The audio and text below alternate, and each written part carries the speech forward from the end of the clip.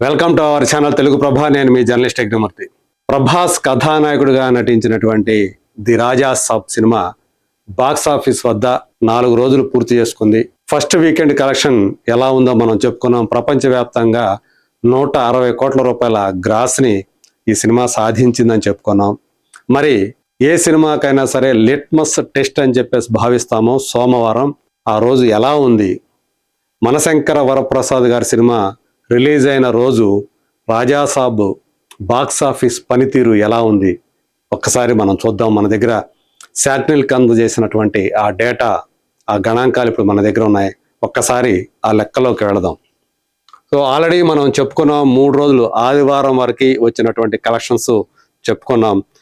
ఒకసారి చూస్తే మనం డే 3 19.1 కోటి, అంటే అన్ని భాషలు కలిపి భారత్లో రాజాసాబ్ సాధించినటువంటి నెట్ కలెక్షన్ ఇది.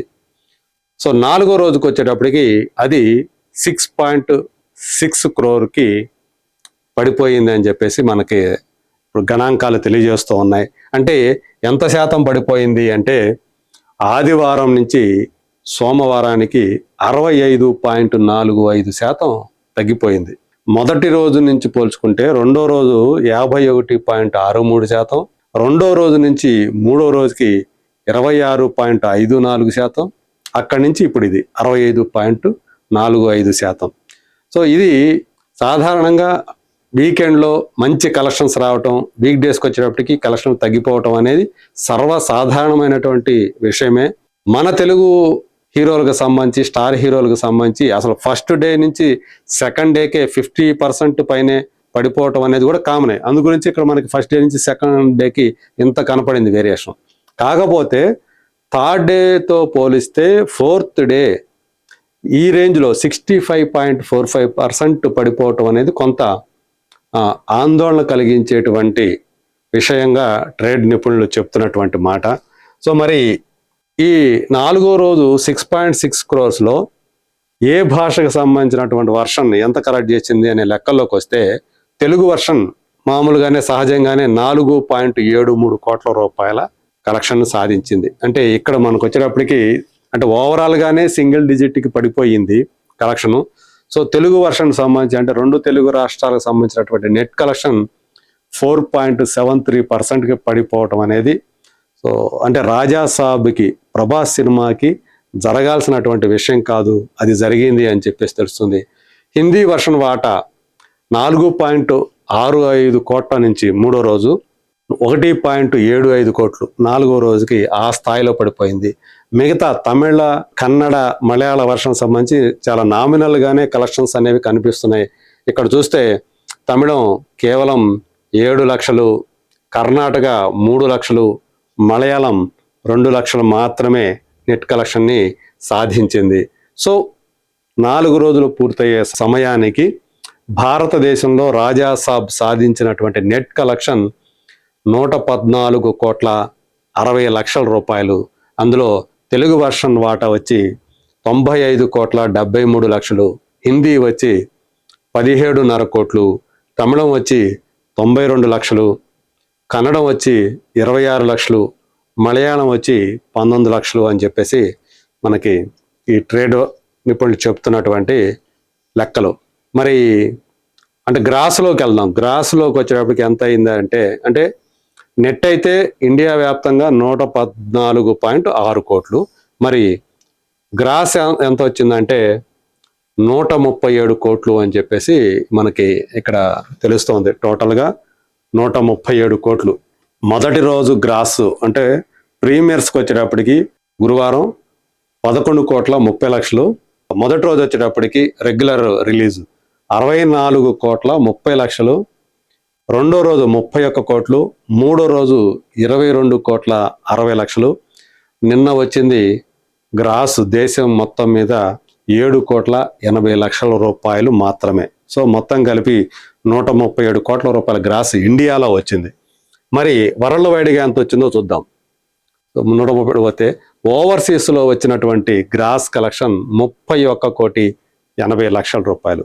అంటే మొత్తం కలుపుకుంటే 4 రోజుల్లో వరల్డ్ వైడ్గా వచ్చినటువంటి కలెక్షన్ 168 కోట్ల 80 లక్షలు. అంటే నేను చెప్పుకున్నాను 161 కోట్లు అని. సో ఇప్పుడు అది 168,80,00,000కు వచ్చింది. ఇది వరల్డ్ వైడ్ 4 రోజుల్లో రాజాసాబ్ సాధించినటువంటి గ్రాస్ కలెక్షన్. ఇక సోమవారం ఎలా ఉంది ఆక్యుపెన్సీ రేట్ అంటే, మనశంకర వరప్రసాద్ గారి సినిమా రావటంతో ఆ సినిమాకి థియేటర్ని కోల్పోవాల్సినటువంటి పరిస్థితి రాజాసాబ్కి ఎదురైంది. అయినప్పటికీ కూడా హైదరాబాద్లో చాలా థియేటర్లు అది హోల్డ్ చేయగలిగింది అని చెప్పేసి కూడా మనకి రిపోర్ట్లు తెలియజేస్తూ ఉన్నాయి. ఇది కొంత వివాదాన్ని కూడా సృష్టించింది. సో మొత్తంగా చూసుకున్న ఉన్న థియేటర్లు ఏవైతే థియేటర్లు ఉన్నాయో వాటిల్లో ఓవరాల్గా 24.64% అంటే ఆల్మోస్ట్ 25%, 25 సీట్లు థియేటర్లో నిండాయి. 75% సీట్లు ఖాళీగా ఉన్నాయి అని చెప్పేసి ఓవరాల్గా 4 షోల మీద తెలియజేస్తున్నటువంటి విషయం ఇది. సో మార్నింగ్ షో అయితే మరీ తక్కువగా, అంటే యావరేజ్ మీద చూసుకుంటే మార్నింగ్ షోకి తక్కువ వచ్చినాయి. 16.20% మాత్రమే మార్నింగ్ షో థియేటర్లు అనేవి ఫుల్ అయ్యాయి. అంటే మిగతా ఆల్మోస్ట్ 84% ఖాళీగా ఉన్నాయి. ఇక మ్యాట్నీకి వచ్చేటప్పటికి 25.92 అంటే 26% అనుకోండి. 26% మాత్రం నిండే, అంటే 74% ఖాళీగా ఉన్నాయి. ఫస్ట్ షోకి వచ్చేటప్పటికి 26.15%. సో అంటే మ్యాట్నీకి ఫస్ట్ షోకి పెద్ద తేడా కనపడలేదు. కాకపోతే మార్నింగ్ షో నుంచి మ్యాట్నీకి మాత్రం ఆల్మోస్ట్ 9.5% పైనే మనకు అక్కడ గ్రోత్ కనిపించింది. కానీ మ్యాట్నీకి ఫస్ట్ షోకి ఆల్మోస్ట్ సిమిలర్గా సీట్లు అనేవి ఫుల్ అవటం కనిపిస్తూ ఉంది. ఇక నైట్ షో వచ్చేటప్పటికి కొంత బెటర్గా, అంటే 4% ఎక్కువగా మనకి థియేటర్లో ఆక్యుపెన్సీ రేట్ అనేది మనకు కనిపిస్తుంది. 30.27, 30% పైనే ఫుల్ అయ్యే, ఒక 70% దగ్గరలో అవి ఖాళీగా ఉన్నాయి అని చెప్పేసి ఈ ఆక్యుపెన్సీ రేటు తెలియజేస్తూ ఉంది. సో ఇది 4వ రోజుకి వచ్చేటప్పటికి సాధారణంగా తక్కువ అవటం అది న్యాచురల్లే, కానీ ఇది ఇప్పుడు ఏదైతే మనకు కనిపిస్తుందో ఈ ఆక్యుపెన్సీ రేటు ఇది చాలా తక్కువ అవటం వల్లే మనకి ఇక్కడ 4వ రోజు మనకి కేవలం ఇండియాలో 6.6 crores ఆల్ వర్షన్స్ కలుపుకొని అంత వచ్చింది అని చెప్పేసి మనకి చాలా స్పష్టమైపోతూ ఉంది. సో ఏదైతే మారుతి తను ప్రభాస్ను చూపించాడో అది ఆడియన్స్ దాన్ని ఎక్కువగా లైక్ చేయట్లేదు అనేటువంటి మాట ఎక్కువగా వినిపిస్తుంది. అది అందువల్లే నెగిటివ్ టాక్ స్ప్రెడ్ అయింది. ఇంకా చెప్పాలంటే, నిజం చెప్పాలంటే ఒక డిజాస్టర్ టాక్ వచ్చింది. సో దాన్ని తొలగించుకునేటువంటి ప్రయత్నంలో వాళ్ళు అప్పటికే ఆ టాక్ అంతా స్ప్రెడ్ అయిపోయిన తర్వాత చాలా త్వరగానే వాళ్ళు రియలైజ్ అయ్యారు. ఆ ఓల్డ్ గెటప్కి సంబంధించినటువంటి 8 నిమిషాల ఎపిసోడ్ని ఆ రూఫ్ టాప్ ఫైట్తో సహా వాళ్ళు దాన్ని కలిపారు. కొన్ని సీన్లని, బొమ్మన్ ఎరానికి సంబంధించినటువంటి కొన్ని సీన్లని పక్కన పెట్టి దానికి జోడించారు. సో అయినప్పటికీ కూడా నిజానికి ఇది ఎందుకు ఫస్ట్లోనే కనుక ఉన్నట్లయితే చాలా బాగుండేది కదా, ఈ సీన్లు బాగుండాయి కదా అనేటువంటి పేరు వచ్చింది.